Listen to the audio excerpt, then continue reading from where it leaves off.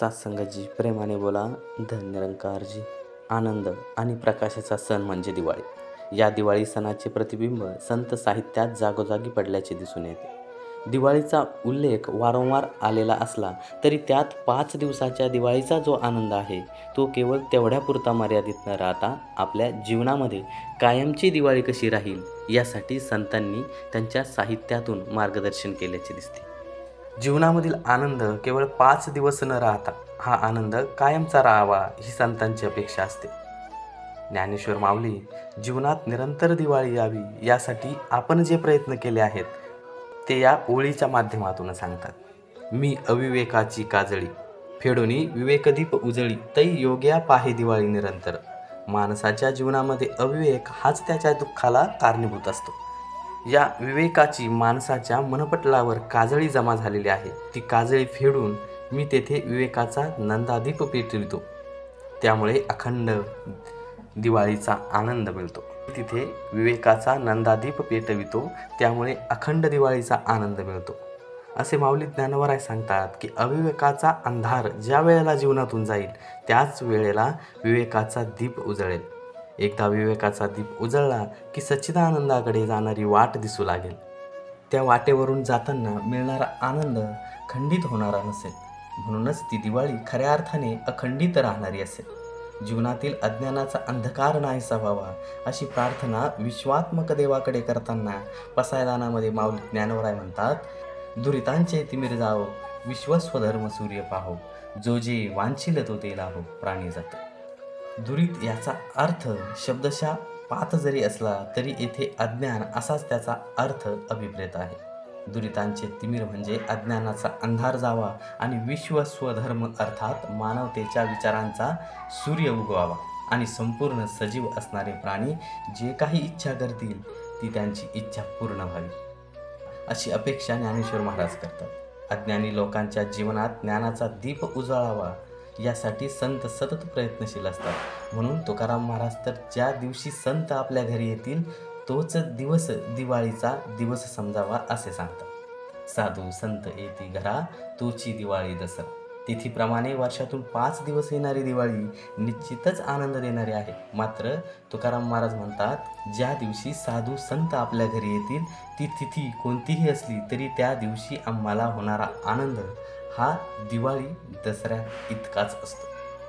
साधूंच्या भेटीत दिवाळीचा आनंद मिळावा असे काय त्यात दडलेले आहे असा प्रश्न महाराजांना विचारला तेव्हा महाराज सांगतात, संत संगतीचे काय सांगू सुख आपणा पारिखे नाही जेते. साधू थोर जाना साधू थोर जाना साधू थोर जाना कलियुगी. संतांच्या संगतीचे सुख शब्दात सांगता येण्यासारखे नाही. शब्दे विन संवादू गुजे विन अनुवादू अशी ती अनुभूती असते. ज्ञानेश्वर महाराज सांगतात संतांच्या संगतीत जडमूड जरी आला तरी तो तरुण होऊन गेल्याशिवाय राहत नाही. तुकाराम महाराज तर सांगतात की देवापेक्षाही संतांची संगत महत्त्वाची आहे. देव तुम्हाला प्रसन्न झाला तर भौतिक सुखाच्या गोष्टी देईल, मोक्ष देईल, मुक्ती देईल, मात्र तो कधीही तुम्हाला देव करणार नाही. संतांचे मात्र तसे नसते. संतांची कृपा झाली ती व्यक्ती कितीही अवगुणी असली तरी तिचा तत्काळ उद्धार झाल्याशिवाय राहत नाही.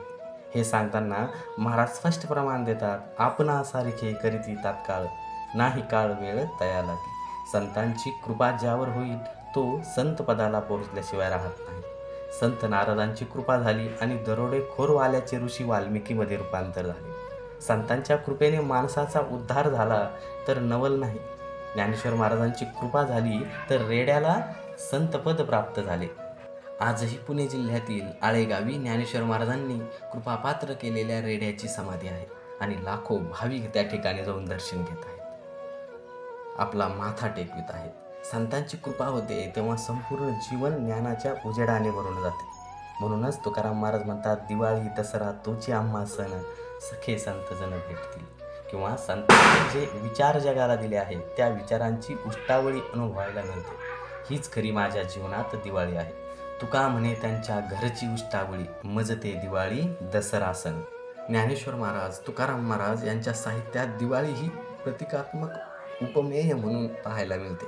मात्र आद्य चरित्रकार नामदेव महाराज यांच्या साहित्यात मात्र प्रत्यक्ष देवासोबतच दिवाळी साजरी केल्याची वर्णने पाहायला मिळतात. एका दिवाळीचे वर्णन नामदेव महाराज आणि जनाबाई या दोघांच्याही अभंगात आढळते. जनाबाई देवाला दिवाळीचे निमंत्रण देऊन घरी आणण्यासाठी सांगताना म्हणते, आनंदाची दिवाळी घरी बोलवा वनमाळी, घालिते मी रांगोळी गोविंद गोविंद.